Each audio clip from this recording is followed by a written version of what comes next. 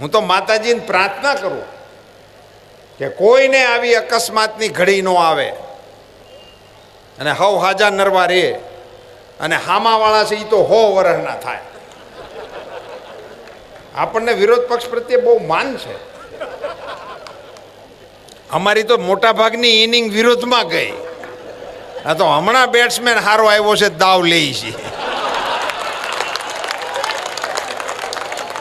અમે કઈ ઓછી ફિલ્ડિંગ ઉપરી હે, વીણામાં જ રેખ્યા દડા. હવે અંચય કરે છે દાવ દેવામાં. હજી તો 5 જ થયા છે. ખમો ફિલ્ડિંગ ભરાવે છૂટક્યો છે. હાર્ટ એટેકના પેશન્ટને તમે દવાખાને લઈ જાઓ અને એની સ્થિતિ ગંભીર હોય, તમે ડૉક્ટરને કહો કે અમારું દર્દી પીડાય છે, થોડુંક વધારે પડતી અને મુશ્કેલી છે, તો ડૉક્ટર આવીને એને એક ઇન્જેક્શન આપે, તેની પીડા બંધ થઈ જાય, એની સારવાર થાય. પણ સારવાર થયા પછી એનું બિલ આવે તો એની હારે જે ગયા હોય ને એની ઉપર બીજો એટેક આવે, એના કુટુંબ ઉપર એટેક આવે. આની અત્યાર સુધી કોઈ ચિંતા ન કરી. આપણે ગામડાવાળાએ તો નિદાનને અભાવે કેટલાયને બાળી દીધા. હાર્ટ એટેક આવતો તો ગામડાવાળા શું કે ને, છાતીના પાટિયા ભીહાય છે, એટલે ફાળિયા શેકી શેકીને ઊના કરીને શેકે, કલાક શેકે, ત્યાં કામ એનું પૂરું થાય, પછી બાળી દે. માતાજીનો રથ ફરી ગયો. આવું કરી કરીને કેટલાયને બાળી દીધા. અને દવાખાને જાય ને લાખોના બિલ આવે. પછી અમને કેટલાયના ફોન અમે સાંભળેલા છે, ખુદ મેં, કે સાહેબ અમે અહીં દાખલ થયા, અમને ખબર નહોતી, ફલાણા ભાઈ અમારી હારે હતા, એ અમને અહીં મૂકી ગયા, હવે 2.5 લાખનું બિલ આવ્યું છે, અમારી તો કોઈ તેવડ નથી, આનું કાંઈક વ્યાજબી કરાવો. વ્યાજબી આપણે કરાવીને કેટલું કરાવીએ? આપણે ફોન કરીએ 500 રૂપિયા ઓછા લે, પણ એનો તો લાખના બિલ હોય, એમાં શું થાય? મિત્રો, આ પીડાનો હિન્દુસ્તાનની રાજનીતિમાં પડેલા કોઈએ નતો વિચાર કર્યો. દર્દીઓને મદદ કરવાનો વિચાર ગુજરાતમાં નરેન્દ્રભાઈ મુખ્યમંત્રી હતા ત્યારથી લઈને વડાપ્રધાન સુધી એકમાત્ર રાજકીય નેતા છે જેણે પ્રજાની પીડાનો અહેસાસ કર્યો ને એને માટેનો રસ્તો કાઢ્યો. દેવદૂત જેવી 108 મુખ્યમંત્રી હતા ત્યારે આપણને આપી, અને અત્યારે 50 કરોડ નાગરિકોને 5 લાખ રૂપિયાના વીમાનું કવચ આપ્યું. મિત્રો, દવાખાનું છે એ કાંઈ નોટિસ આપીને થોડું આવે છે કે આવતી 7મે તમને એટેક આવશે? એ તો ગમે ત્યારે વહેલી સવારે ઉપાડે. એટલે માણસો ફસાઈ જાય.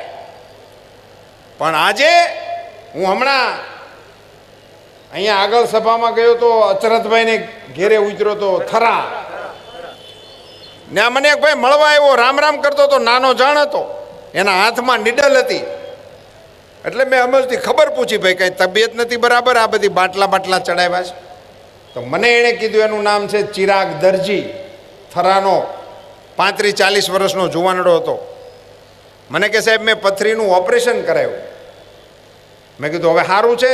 મેં કીધું સરસ, સભામાં આવ્યો છું ને સાહેબ, સારું હોય તો જ આવ્યો ને. પણ પછી એણે મને વાત કરી, મને ગમી એટલે તમારી યારે શેર કરું છું. આ બધી કાલ્પનિક વાતો નથી, રોડ ઉપર હામી મળેલી વાતો છે. ચિરાગે મને કીધું કે સાહેબ હું પ્રાઇવેટ દવાખાનામાં પૂછવા ગયો તો, મને 50,000 રૂપિયા આ ઓપરેશન માટેના કીધા હતા. હું શેલબીમાં ગયો, મા અમૃતમનું કાર્ડ આપ્યું, 1 રૂપિયાના ખર્ચ વગર હું સાહેબ ઓપરેશન કરાવીને પાછો આવ્યો. આવા સમાચાર જ્યારે આપણે સાંભળીએ ને ત્યારે આપણે સરકારમાં બેઠા છીએ, લોકોએ મત આપ્યા છે, અને મત થકી બનેલી સરકારમાંથી સામાન્ય માણસોને કેવી રીતે મદદરૂપ થવાય છે. પણ આ અમારા કોંગ્રેસના મિત્રોને દેખાતું જ નથી. પણ કેવી રીતે દેખાય? અત્યારે હવે આ વડવાગોળું બહાર નીકળી હોય કે આખો દી ઊંધી જ ટીંગાયેલી રહે ઝાડવા હેઠે. જ્યારે દિવસ હોય ને ત્યારે એ બહાર જ ન નીકળે. ચામાચીડિયા શું કયો જાણી કોઈ? હા, ચામાચીડિયા એ દિવસના બહાર જ ન નીકળે. દી હાથમાં કેડે ઉપડે ફુર કરતા કાન પાસેથી જાય. હવે એને કેમ સમજાવું કે દી ઉગે છે, આવો ઉગે છે સરસ, ભલે ઉગા ભાણ ભાણ તુહારા ભામણા જીયણ મરણ લગ માણ રાખે કાશ્યપ રાવતા. એને ક્યાંથી સમજણ પડે? જોયું જ નથી એને.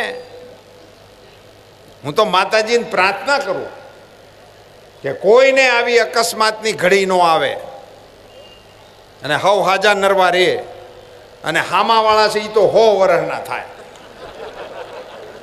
આપણને વિરોધ પક્ષ પ્રત્યે બહુ માન છે. અમારી તો મોટા ભાગની ઇનિંગ વિરોધમાં ગઈ. આ તો હમણાં બેટ્સમેન સારો આવ્યો છે, દાવ લે છે. અમે કઈ ઓછી ફિલ્ડિંગ ઉપરી હે? વીણામાં જ રેખ્યા દડા. હવે અંચય કરે છે દાવ દેવામાં. હજી તો 5 જ થયા છે. ખમો, ફિલ્ડિંગ ભરાવે છૂટક્યો છે.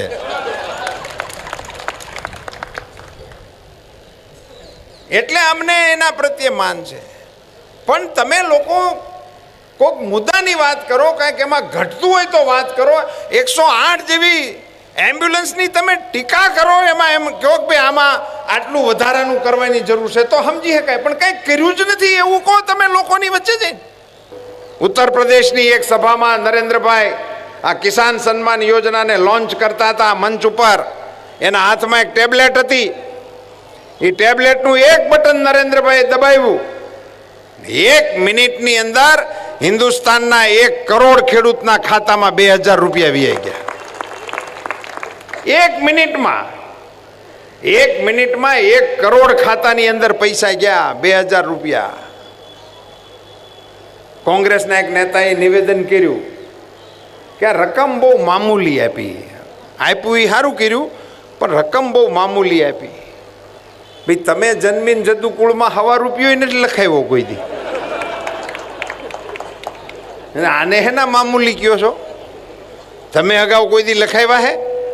કોઈ દી નથી આપ્યા. 2000 રૂપિયા જમા કરાવ્યા, 6000 રૂપિયા આપવાનો નિર્ણય કર્યો.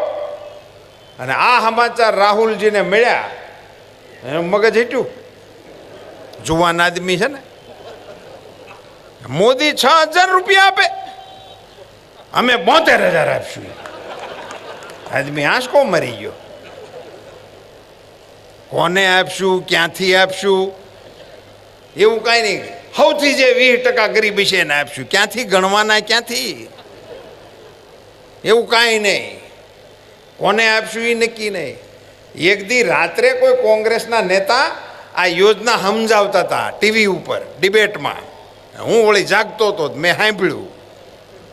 એમાં મને સમજણ પડી કે આ કેવી રીતે આપવાના છે. તો મને એમણે એવું કહ્યું ટીવી ઉપર કે તમારી જે આવક હશે ને એ 12000ની હોય તો કાંઈ લેવા દેવાનું છે નહીં, પણ તમારી આવકમાં 12000માં જેટલા ઘટતા હશે ને એટલા ભારત સરકાર આપશે. એટલે 12000ની ઉપરવાળાએ તો ભૂલી જવાનું. 12000થી નીચેના જે છે એમાં પેલા મનરેગાવાળા 300 રૂપિયાવાળા આવે, સૌથી છેલ્લે એ કેડર આવે. તે 300 રૂપિયા લેખે એને 10000 મળે, એટલે એને 2000 આપવાના થાય. 2000 આપવાના ને 72000ની વાત કરવાની. આવી સ્કીમ લાવ્યા મારા વાલા. આવું કઈ અને મત લેવા માટે નીકળેલી આ કોંગ્રેસને મિત્રો 60 વર્ષના શાસનમાં કોઈ દિવસ યાદ ન આવ્યું કે આને પૈસા અપાય. પણ મોદી સાહેબે 6000 નાખ્યા એટલે એને 72 લખાવ્યા. આપવા લેવાનું કઈ છે નહીં. આપવું હોત તો વહેલેથી એના હાથમાં ધંધું હતું, પણ એવું કશું કર્યું નહીં. મિત્રો, આપણે સૌ ગામડાના માણસો છીએ, સાધારણ માણસો છીએ, નાના માણસો છીએ. ઘરમાં હાજુ માંદું થાય